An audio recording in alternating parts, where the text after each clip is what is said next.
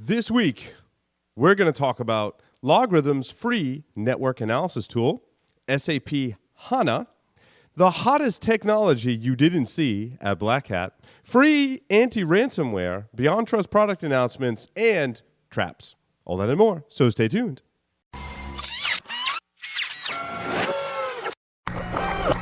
This is a Security Weekly production.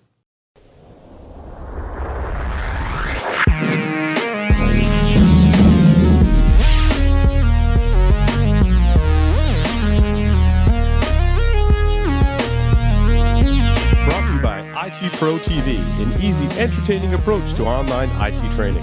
IT Pro TV offers 1,000 hours of up-to-date, high-quality video training content. Course topics include certified cloud security professional, ethical hacking, cryptography, and VMware. You can stream their courses live or on demand to your mobile device, all for one low monthly subscription price and cancel at any time.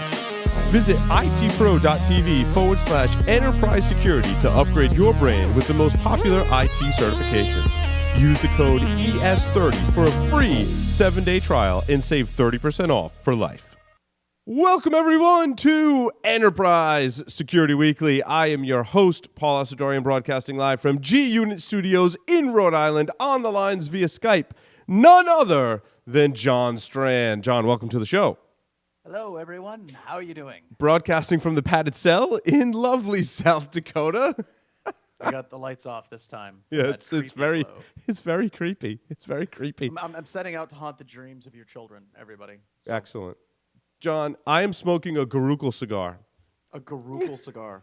I didn't tell you my story about... you got it. We saw it on Twitter, but you promised that you would talk about it on the show this week. So how did everything go with Garukal? Dude, it's amazing. It's really funny. So I exchanged email. Oh, I dropped my Garukal cigar. Garukal. Quick! It's burning the carpet. Looks like you're on fire already. Hold on. I got it.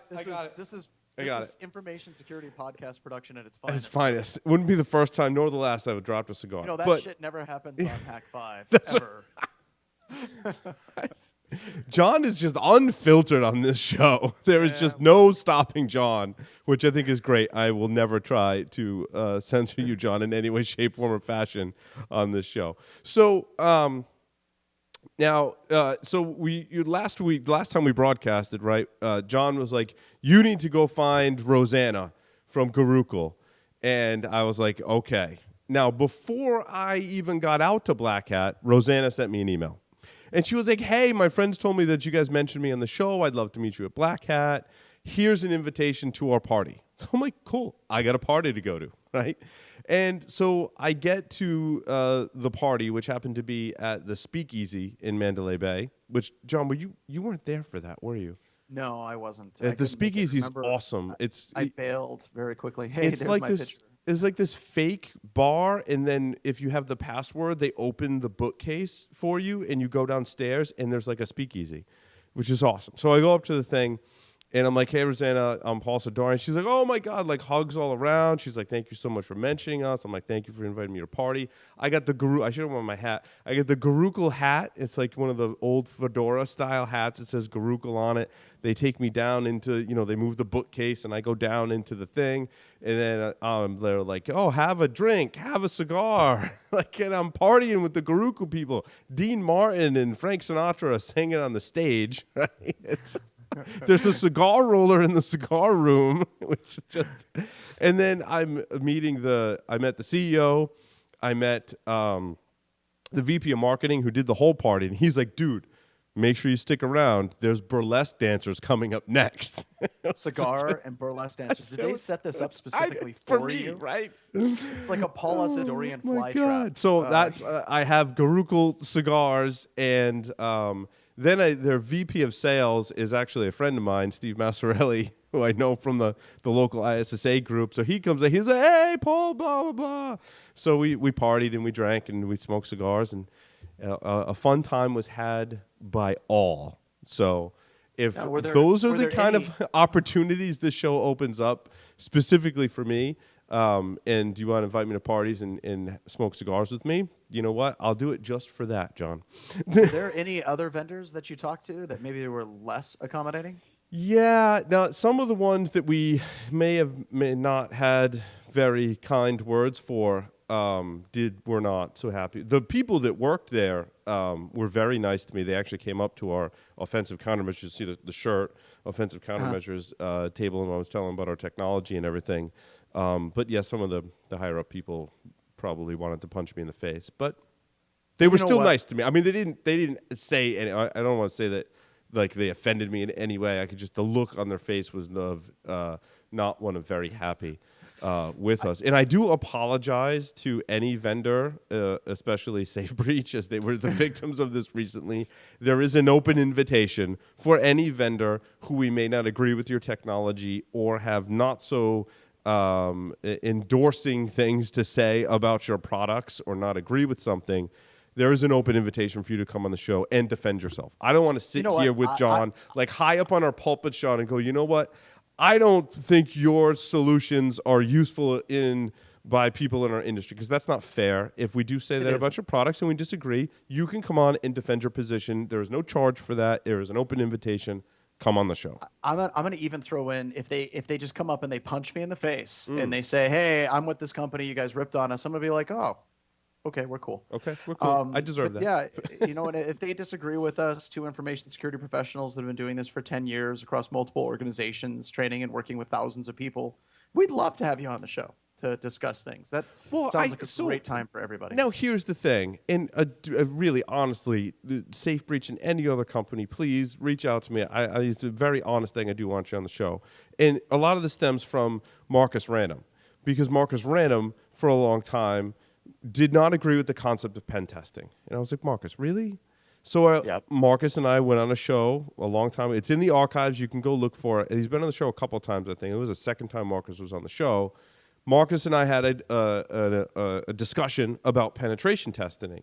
And we disagreed on some points, but we also made some points and counterpoints that were like, Mark's like, yeah, I guess for that it is useful. Like I got him to agree with some of my viewpoints.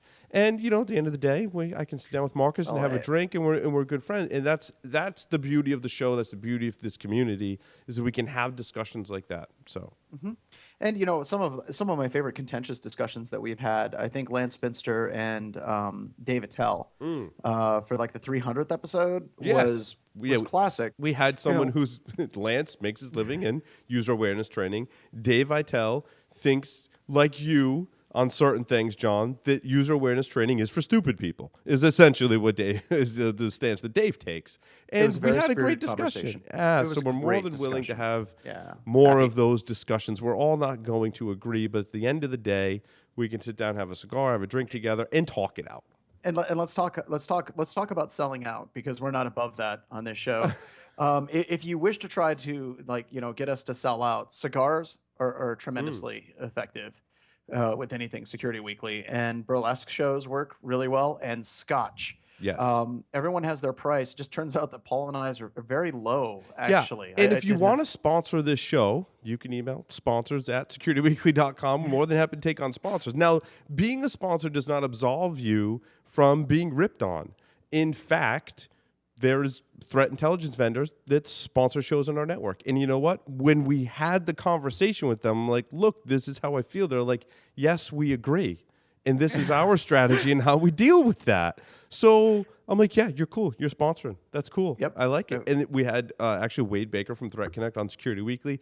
We hashed it all out. We got all of our viewpoints on the table for our listeners, which I think is one of the values of this show. So again, if you want to sponsor the show, that's totally cool, and we'll have more of those conversations with you about what works and what doesn't, and how you believe whether it's true or not if a solution works. Maybe the solution works for some people.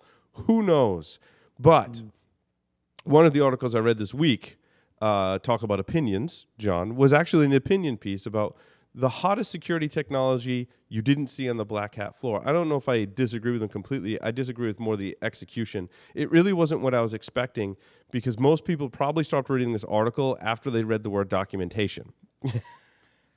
Now, basically what he's saying is, well, if you document everything, that's the hottest security technology. And I'm like, and he went into more detail, but here's the thing. It's not I don't like calling it documentation. I would rather call it process and asking the right questions and taking the right approach when implementing a security solution. You've heard us talk about this before. What are your goals? How tall do you need to be to ride the ride? What problem are we trying to solve? Michael Santarcangelo, a page right out of his book. How do I measure the success of this program? Those are the questions you need to be asking and those have a weren't process in place. But a lot of those things you just set out weren't in this article. They weren't No, they actually weren't. broken out. I'm being Um, too I, nice, I maybe. I wish that he would have. I won't be nice. I wish that he would have expounded on some of these thoughts. If he wanted to talk about governance, if he wanted to talk about 20 critical controls, or even NIST documentation, Yeah. policies, the importance of policies to actually drive the procedures and the processes within your organization, any of these things would have resonated a lot better. So I don't know. It seemed a bit odd. I agree with the concept as a whole, but Right. I'm Well, not I mean, feeling he it, did, dog. but I'm not feeling it. he did have a very nice sentence in there which summarizes some of those things, John. He says, there isn't an out-of-the-box tool set that can anticipate your business goals, what needs to be protected, how systems communicate, and your most valuable data.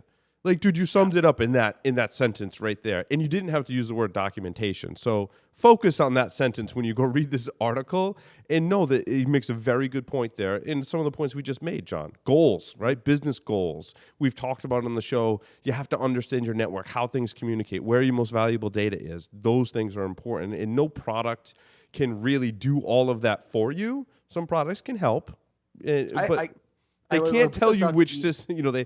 Sometimes they can't tell you which systems have the most sensitive data, and they can't do that if you haven't defined what sensitive data is in your organization. So there is a human component that I think was the heart of this article, which I think is important.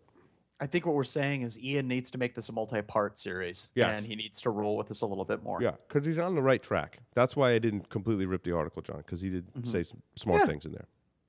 But don't say documentation, because people hate documentation. Yeah, that's not a way to win friends, influence people, and hang out with girls. It's just, No. Yeah, it doesn't Maybe work that if way. you had an anti-ransomware tool, John, you could win girls. You could win over girls. Speaking of influencing girls, oh my God, Kaspersky. All right, so we've got a lot of companies that listen to the show. Apparently, as Paul and I found out at Blackhat, it was a little bit shocking to find out that people are actually listening, and specifically vendors are listening. Watch what Kaspersky is doing. If you want to learn how to do it right, go with Kaspersky. Really? Now, I was kind of I think this is fantastic. I read the marketing and I was like, well, isn't this kind of just like threat intelligence for ransomware, which I guess can be a positive thing, but the devil's always in the details as to how it's implemented. I mean, just because someone else has ransomware, does that mean that you can detect ransomware in your network based on what's happening in their network? Maybe with ransomware, that's a good use case, John. I don't know. Let's take this article and kind of break it up with the other things that we've actually seen Kaspersky doing. I would say that the best write-ups of different variants of ransomware have been on the Kaspersky website. The best tools for removing ransomware and extracting keys and getting your data back have been coming from Kaspersky. These guys have been in front of this for a long time, pretty much getting ownership of this space. And to release a tool like this is helpful for a couple of reasons. One of the big reasons is it's a way of Kaspersky getting their product in your network. Basically trying to crack through Symantec and McAfee is an extremely hard thing for many vendors to actually pull off. And Kaspersky being able to release this tool is that first step of trying to get into people's networks. So it's a timely topic. They're releasing free tools. They've got great research and development on the specific topic. And this is one of those things, like if you want to play, how do you move from a medium-sized player in the AV industry to start becoming like one of the top two? This is a great roadmap of how to actually pull that off effectively. Cool. I want to talk a little bit about SAP Hana. Hana. Do you know SAP Hana, John? I don't actually. I didn't either until I interviewed our good friend Alex Horn at Onapsis. And one of the interviews that I've had with Alex, I mentioned that there was a vulnerability in SAP Hana. And he goes, oh, yeah. And I'm almost 99% sure this is the way it went. He was like, yeah, I can see them targeting that. I'm like, well, why? He's like, well, because it monitors all of your SAP applications, which means it needs privileged access to all of your SAP applications. So if you get into someone's HANA, you can get access to all of their stuff, essentially. It's kind of like a manager for SAP applications. So I thought it interesting that Hana is part of Threat Connect. Basically, is integrating with Hana to do some threat intelligence on that data. And I see a lot of this, especially coming off Blackhat in the industry, of people taking data from other people's security tools and doing smart things with it to improve security. Now, my whole thing with this story is, yeah, Hana's great to analyze for security, but it's also a gateway into exploitation of your SAP system. So it's kind of a double-edged sword. You have to protect it, and not many people do, from what I understand. Mm-hmm. Absolutely. Because patching is hard, especially when we talk about SAP. Well, and even at that, like whenever you're doing, like, we always talk about this in our classes and our webcast. Take a best case scenario with Microsoft patches. You push out patches on a monthly basis, maybe even faster with some newer cycles that are coming out. And we have lots of tools to automate that. We have lots of tools to verify that it was actually installed properly. And right now we're looking at 80 to 85% patch deployment success. And that's a best case scenario for Microsoft patching, which we've been doing for 15 to 20 years. How does that then translate over to third-party applications like SAP or even operating systems like Linux? It drops off precipitously, and we just don't see that level of patching at those particular third parties. So yeah, I think this is a huge threat vector if it's not monitored and watched properly. Beyondtrust had a big announcement this week. They introduced version 6.0 of their Power Broker product, which is identity and access management. One of the enhancements, which I'm sure there's a product manager that's jumping up and down for joy that we're talking about this, right? Because I can see them really pushing for this feature. I guess before they had to go to a web portal and then manage all their SSH connections. Now you can still do the identity and access management, but use other tools like Putty and other things with that. So I can see customers and product managers jumping up and down, salespeople going, "Yay, we have something new to sell." So this was a pain point kind of thing. So I like talking about new features. It's somewhat difficult actually to find new features like this and understand what they do. So if you're out there and you're listening and you have a marketing department, even if you have a person who does marketing part-time, and you make a new release of an enterprise security product and you think it's cool, send it to us. Send it to us. You can email the show. Actually, you can email psw@securityweekly.com. I don't actually have one set up for this show, but email us, psw@securityweekly.com, paul@securityweekly.com, whatever. Let us know about your new features, and we'll make the determination if we think it's significant enough to talk about on the show. More data, the better. Yeah. If you just give us a marketing one sheet, we're going to rip on your marketing one sheet. I don't care how good it is. If it's like, hey, we're now giving you Jesus, it's like, geez, Paul, look, this thing walks on water and brings people back from the dead. We're going to rip on your one sheet every time. So give us more data. The more you can actually give us in technical white papers and background, the more educated we are and we can talk about it. I love hearing about why did you implement this feature? And then that ties into, again, Santa Arcangelo, what problem are we trying to solve? Yeah, exactly. So let's talk about this problem with identity and access management. You got Beyondtrust. You also have another great vendor. And Paul, you doing IANS calls and stuff, CyberArk. You look at the guys with Varus, the people that are behind PowerShell, Empire, the people they just picked up Sub-T and a bunch of other really great testers. And they went on record by basically saying in one of their presentations, CyberArk is a great product. And I think BHIS would also echo that sentiment. But this identity and access management solution was such a crap solution for so long. And it was so immature, shared passwords across services, across multiple systems with the agents that are installed. Very, very weak security implementation on web front end and web portals that we're actually starting to see these products move and starting to become mature enough to start being used more effectively in organizations. So what I'm trying to get at is looking at CyberArk, looking at tools like Beyondtrust. I would now very much say if you're an organization and you're looking to try to lock down insider threats, pivoting access, it's now time to start looking at these products. I think that they finally reached that maturity curve to where they could be implemented more effectively in your organization than they had been in the past. But because if you have this type of privileged identity or privileged access management and you've locked it down and I can't pivot with a simple administrator password and reusing it, you've just made my internal pivot extremely difficult to do. Absolutely. So these are great products that need to be implemented. I think we've talked about pretty much all the vendors in this space on the show in the past 10 episodes. So which is good. Bromium, pretty cool technology. They use micro-virtualization to hardware isolate end user tasks, right? We've heard about Bromium. Whoa, excuse me. Sorry, I almost That knocked. again, It almost fell. It jeez. fell on the floor the other night too. It still sounds okay, which is amazing. Just That's just like your cigar. that's right. We're just gonna throw everything on the floor during the show. Laptop on the floor. But anyways, Bromium, cool technology. They're able to take advantage of an Intel feature called SGX to basically protect high value information such as credentials in a more cleaner and better way. So that was their feature announcement, which I think is cool. I've heard good things about Bromium. How about you, John? Tons of good things about Bromium.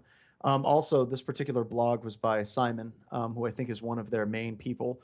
Simon is a bit eccentric. He's a bit weird, but he's brilliant. I got a chance to talk with him, I think, at a New York symposium last year. Mm-hmm. And it's one of those rare times whenever you talk to a vendor, and this is a guy that's actually in the technology and he gets all kinds of geeky. Talk about virtualization, hypervisors, trying to escape hypervisors, and things like that. And this blog post kind of reads like something from Simon because he just doesn't say, hey, we're integrating with Intel SGX and leaves it at that. No, he actually gets into the details and exactly what they can do with it. And that's really cool. And that's one of the things, watching Bromium from the past few years is Bromium very much seems to be a company that's ran by tech geeks for other tech geeks. Mm-hmm. And that really, really makes it very cool. I don't know if their sales pitches as refined as like, a Bit9 or one of those other companies, but I do know that in testing, we absolutely love Bromium. We recommend it. It does make the environment far more locked down and a little bit more cumbersome for users, even though they'll argue that point. But whenever you lock down to the level that Bromium's at, it's almost impossible to break out of their micro VMs. I Nice. know that Tavis came up with a way like a month and a half ago, 2 months ago, but you very rarely see that. But they're a cool company. Talk to their engineers. Simon in particular is someone that I've talked to, and I thoroughly enjoyed talking with him. And I love how they get into the technical details. They break it down and they get into the techie geeky stuff very quickly. Palo Alto Networks has released a new version of Traps, which they claim helps prevent cyber attacks on banks. Traps is yet another endpoint protection agent-based solution, this one from Palo Alto. It lists all kinds of fancy stuff, John, to prevent malware, such as static analysis via machine learning. Dude, and you threw that out there because you knew I was going to bite on it, didn't you? wildfire inspection and analysis, and trusted publisher execution restrictions. Not sure what all that means, but certainly there's no shortage of this type of technology and marketing speak in the industry today. Yeah, what the hell? Okay, so What the hell are we talking about? so full disclosure, we like Palo Alto. They're a good do. company. We We do. like their Their CTO and founder is on my bucket list to interview near. So if you're listening. Yeah, please get on. He's also insane. Yeah, Um, and I love yeah, that about him. So yeah, he's do you know my nuts. history with Palo Alto? No, I So actually don't. when they were founding the company, an executive that I worked for at Brown actually brought them in to give us a demonstration of what they were doing, and they were still kind of like an early stage startup at that time, right? Where was my friggin' checkbook, right? Yeah. There wasn't enough money in my checking account to invest, but had there been, I would own my own island somewhere probably, or pretty close. So Near and some of his other engineers presented to us the concept of the next generation firewall. And I was like, that's great if you can make it work. Well, obviously, they've made it work well enough that it's in most organizations today. So I've always admired Palo Alto because I saw them when they were in their infancy. And it's kind of, as we have our own startup, John, very encouraging to me to see, that we're kind of in a similar stage as them and where the possibilities may lie. Well, yeah. So I want to go through the new features and I'd like to cut through to get to the things that I think are interesting. Mm. The static analysis via machine learning. Find the marketing person that wrote that blurb and just beat them with a noodle or something. That's horrible. How do you do static analysis? Like, why do you need dynamic machine learning to do static? Never mind. All right. So that's horrible. But the one that does get me, and I'm like, well, that's just freaking cool, is trusted publisher execution restrictions. Yeah, and So that's a with new they say that's a new feature in this version. and that is badass. And that trusted publisher execution, basically, you can look at the signature of an executable, and you can say, this is from Microsoft, we allow it. This is from Oracle, we allow it. This is from um, this is from Sun Microsystems, we don't allow it. Don't allow it. Right. for Java. That's But all well and good, that is cool. except Microsoft's key that they used to validate their software was just leaked. We just covered that in Hack Naked TV. Oh, okay, Sorry to never burst your mind. bubble there, John. I've been locked in a basement trying to get ready for your webcasts, Paul. All right. So, but yeah, there's also things like memory corruption manipulation. I don't know about their logic flaw prevention, but whatever. But no, I do see some really good steps in the right direction with this. Cyber APT buzzspeak aside, it looks like there's some cool stuff. Logrhythm has released a free tool, which I can't remember the name of it, and I should, because Logrhythm, just as a note, is The freemium network monitor. yes, Freemium Network Monitor. I should know that Logrhythm is the latest sponsor on the Security Weekly network. And I can never remember what now they call their new tool, but it is free. There is a freemium version. They're getting ready to promote it, and there was an article that talked about what it does. I'm not sure yet, but I can't wait to try it because that's pretty cool. Yeah, I mean, it's Logrhythm's got some cool stuff, dude. And if you can try some of their stuff for free like that, like props to them. I mean, they say it identifies more than 2,700 application, performs analytics on the network, deep packet inspection in real time, which is really just standard marketing speak. That's not outlandish. It's standard. When I was a product manager, I would write stuff like, I mean, that's just how you say it. That's right? just the way you roll. Just the way you roll. I can't. You're gonna hear more information about this tool. Yeah, I even went to their website and I couldn't find any big posts on it yet. Yeah, So I think they're still in early stages. There was no link to it in this article, but stay tuned for more information on the freemium tool from Logrhythm, which I thought was kind of cool. yep.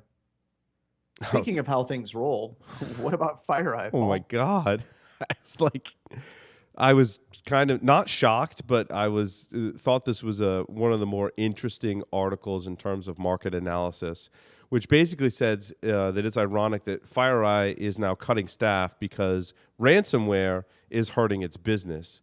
And this article can be summed up by one quote in a sentence that says, "Ransomware infections have gone up, but they cost less to fix than it would to buy FireEye's products." Well, So now we're saying it's cheaper to just pay the ransom than it is to buy security products.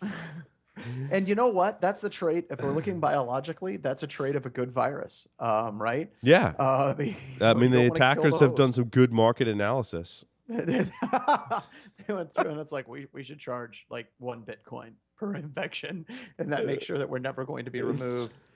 So here's a couple of things that I think are interesting. You know, the ransomware. We've had a number of customers over the past 4 or 5 months that have said, "Crap, we got hit with ransomware, and we were running FireEye, and FireEye did not detect it." And that is a much larger issue. That's not talked about in this, but I can only imagine that drove some of the downfall in sales. Is people basically saying that, you know, FireEye did not work, I'm moving over to another product. I think that that's interesting. I do also think it's interesting that they brought up state-sponsored cyber attacks. The article claims, John, that state-sponsored cyber attacks have gone down. Do you agree with that? I do actually. Think I so? think it's temporary, or our ability to detect it has gone down. That's what I think Um, too. I mean, so I'm a conspiracy theorist, but I think state-sponsored attacks are probably greater than they were before. But mm, after things like Stuxnet, they're flying really low and slow right now yeah, because yeah. Stuxnet was a disaster for that. Even though it happened several years ago, I do encourage people to go watch the movie Zero Day on Showtime. It was a great documentary on Stuxnet. And I But think we talked think, about it. yeah. It was kind of flashy, but I think it's great for people that don't understand like Mhm. what the hell cyber is or Mm. APT is to get a feel for it. The final thing about this, and I wanted to get your opinion on this, Paul, is it so they lay off 300 and 400 employees as a cost saving measure. They still made 175 million dollars in Q2. So they lay off a bunch of employees. Okay, how in the hell do you justify that? Because as far as computer security is concerned, it's not like the overall universe is shrinking at all. So you just had this huge brain drain, and you just gave a whole bunch of your employees to, they're probably going to get picked up by your competitors. And some of them are going to be turds, but some of them are going to be really, really good too. But how is it that 3 million below, you automatically equate it to like laying off 300 to 400 people because they're still making enough money to actually keep those people in line? Or is this just something that companies do to prove to their shareholders that they're taking things seriously? I Yeah, guess I'm looking at this from the I don't business think side of they it. let go. I think in those 300 or 400 people, John, they didn't let go one engineer in any way, shape, form, or fashion. If they were smart, right? If they were smart, yeah. There's other areas in the organization that they let people go. Would be my guess, and I think you're right. It's probably just to show the shareholders that they can pinch pennies if they want to Yep. or Yep. need to. Because We did that's have a that's true. correction from last week, John. Oh, When we talked about Safe Breach, and we then mentioned them in an article, and I thought it was a different company. They were in that top 10 companies to watch article. oh, they were. Yeah. So someone doesn't agree with you on your take on Safe Breach. So We should get them on the show. yeah, we should. Yeah, but I did want to run that correction that we were out to lunch on that Safe Breach Yep. was in the top 10 companies. So maybe we're missing. I mean, that's an indication Could be. we're missing something. Could be. Yeah, absolutely. Because you know what? I've learned over the years to never disagree with Gartner Magic Quadrants or top 10 lists. It's been real good for my career so far, actually. So, John just gets more and more curmudgeon-y as you get older, dude. Like you're you you're know, good, you're on the fast track to be like a Jeff Mann or Jack Daniel security I've been curmudgeon, lately. I've dude. been I have this feeling about growing a beard really, really, really long, and I can show people at the very end. It's like you see my beard where it's still like black and brown down here. That's where I gave a crap. And uh, dude, I love Jack. I'm really bummed I haven't seen him lately, but no, Jack is awesome. So let's talk user behavior analytics, John. You and I have, Hooray! well, we've talked a lot about this space. It's kind of, I look at it as the kind of adjacent space to hunt teaming in some respects. But what is it, and what do people need to know about user behavior? And it's certainly nothing terribly new. It's been around for a while. In fact, we've Hmm. talked about Rapid7 with their product they used to call User Insight was some of the first ones that used to do this. SIMs have been trying to do this forever, take all that data and figure out, are the users behaving badly or are they behaving nicely or are their credentials compromised? But it's really hard to do. But now all these companies have come up with these new and innovative ways to do user behavior analytics. So John, I'll turn over to you to kind of set the stage for this one. So if we're looking at post-exploitation and pivoting, a lot of times what is missing from being detected is actually looking for certain things. Like if you have a user account that's logged in concurrently to multiple desktops at the exact same time. So if I pop a box and I steal a token, and all of a sudden that domain token is being used to access 30, 40, 100, 1,000 systems simultaneously, that's bad. That shouldn't happen.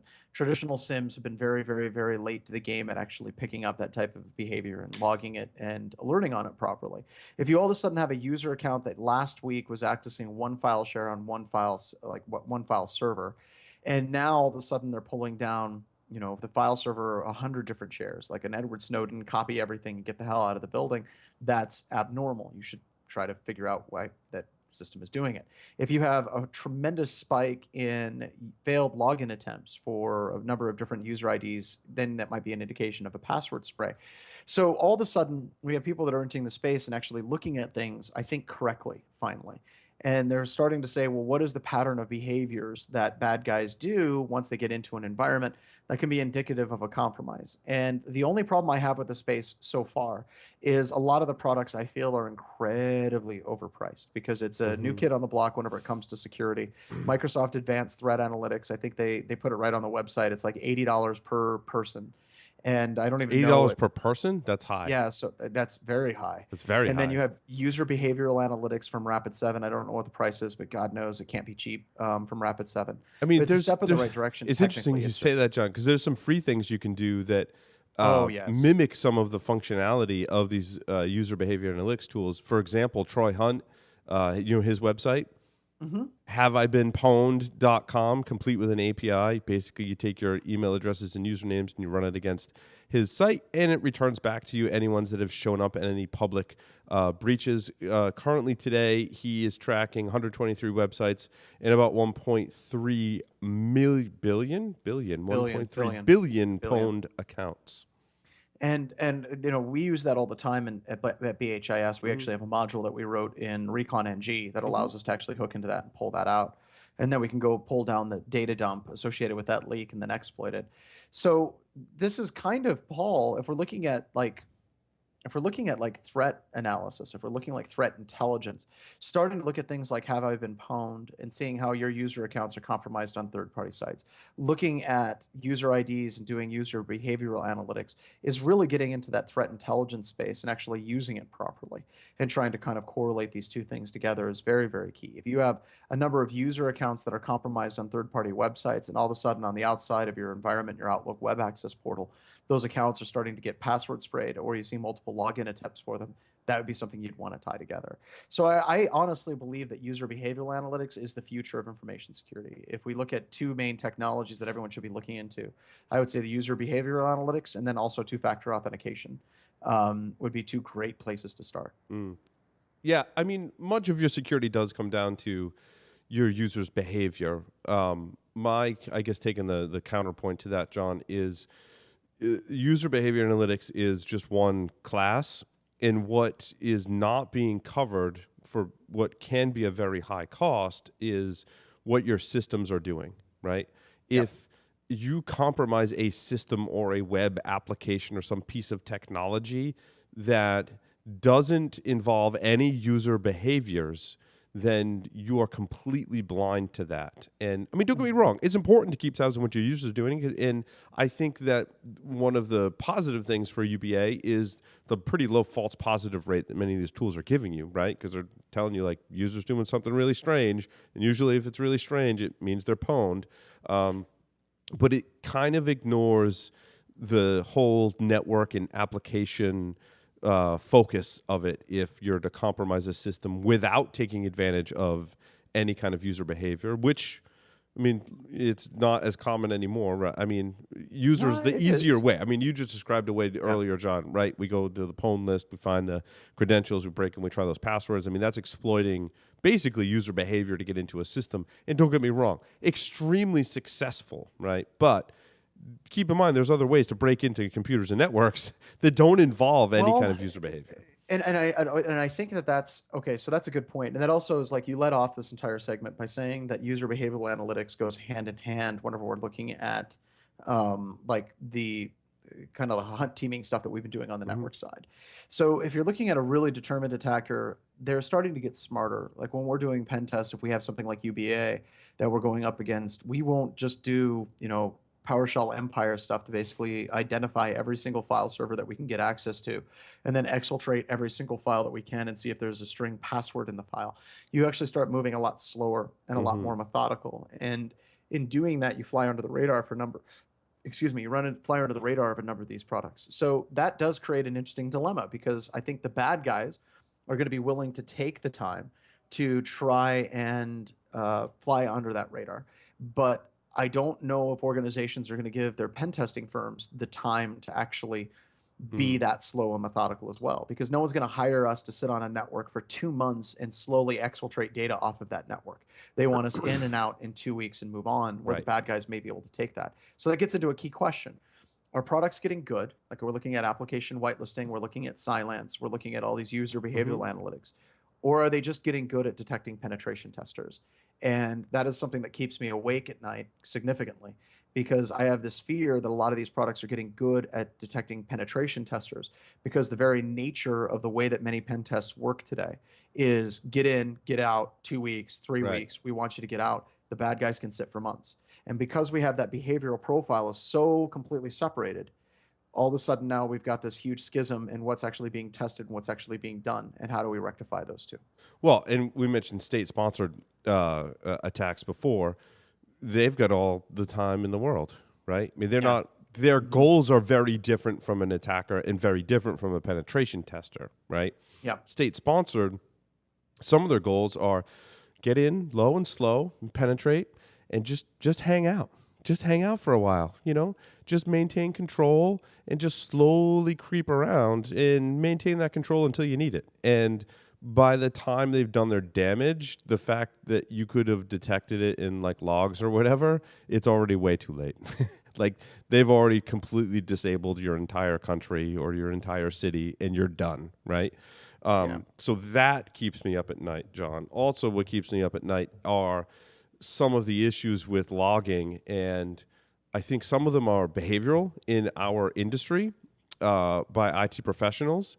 because a lot of people, they don't enable all the logs. Or if they're enabled, they'll be like, oh, there's a performance issue, there's a storage issue, we can't maintain logging in all of these systems, so we're going to turn off some logging. Or even worse, we're going to configure so that it only generates specific logs, and if you leave some out, that hinders your ability to do any type of analytics on those logs that we're talking about for user behavior or any kind of behavior on your systems or your network. So that's one of my concerns too, is logging is one of those things that can have a lot of gaps. And if you have enough of them, even a pen tester can come in, John, like you're saying, and be successful because, well, we didn't detect the pen tester in our logs because, well, we turned those off like a few months ago because it was causing an issue. And in that scenario, I can see happening a lot. I know I've personally experienced that issue. I know storage just keeps getting cheaper and cheaper, and networks get faster and faster.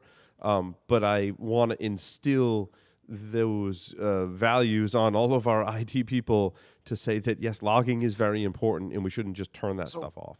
But let's look at the two fundamentally different approaches on how traditional SIM works and something that's using behavioral analytics works. Let's use multiple concurrent login analysis. So one of the things that you can do is you can, and this is basically what the smart people at offensive countermeasures or developers or quants, the people we throw in a room and slide pizza under the door handle, is if you look at something as simple as how many systems are you logged into concurrently. You can actually log every single logon and keep all of that and do analytics on it. And that'll be a tremendous amount of logs. It'll be a lot of processing on the back end. The other thing that you can do whenever you're doing an analytics engine, maybe you're sniffing the traffic going to a domain controller like Microsoft Advanced Threat Analytics. And then it doesn't have to store every single log. It can do something like a count. So anytime there's a successful login to a system, it increases the John Strand count by 1. Anytime there's a log off, it decreases the John Strand account access by 1. So what we do is if John logs into one system, he's +1. If he logs into 4 other systems, he's +4. He's now at 5. He logs off on one system, he's now to 4. And then all of a sudden he logs on to 2 more systems, he's now at 6. And you have the stack that continues to grow. You don't have to log every single event and analyze every single event. You can do these analytics and these heuristics and basically increase the count stack for the John Strand account as it logs in. And the same is true for like file access attempts. You can try to log every single file access attempt in your environment, or you can simply do a count. John Strand today accessed 15 files. You basically do a count. John Strand file access count, 15. And then tomorrow, John Strand accesses 100,000 files. All of a sudden, that count is now 100,000. You didn't necessarily have to keep every single event log, because like one file access attempt will generate 4 or 5 event logs. We don't need to store all of those. What we can do is track the counts and basically keep a running record of what they're accessing, rather than trying to log every single individual access attempt. So it's all about that difference in approach. And it's like you said, logging is important, but I think the way that we've been approaching logging has been flawed. But if we can handle logging, log the right things, and feed it through these analytics frameworks, then we get higher resolution data out of it. Well, I think that works on really large scales. I guess my concern is on the smaller scales. Even if you've turned logging off, it's going to screw up your analytics enough where you're not going to detect that stuff. I mean, you make the assumption that most systems are logging both successful and unsuccessful logons. In my experience, especially in smaller organizations, that's going to throw a monkey wrench in UBA because it's so scattered. When you get enough systems in a large environment, John, I totally agree. You can have logging disabled on some systems and still get a pretty good picture. Yeah, absolutely. So that's pretty good summary of UBA. Yeah. Any closing thoughts on UBA? I personally feel very strong about our performance in that section, Paul. I don't know about you. It's the Olympics, like judges holding up signs. Yeah. I think we did pretty good. We're at least a 9 point something. So we're in the 9s. And that's all we ask for, right? What else do people want from us? That's it. Well, thanks everyone for watching Enterprise Security Weekly and listening to Enterprise Security Weekly. Thanks to everyone who came up to me at Blackhat and said, "Hey, I loved your new show, Enterprise Security Weekly. We can't thank you enough for listening to John and I drone on about all this stuff." So with that, John, thank you very much. See everyone next time on Enterprise Security.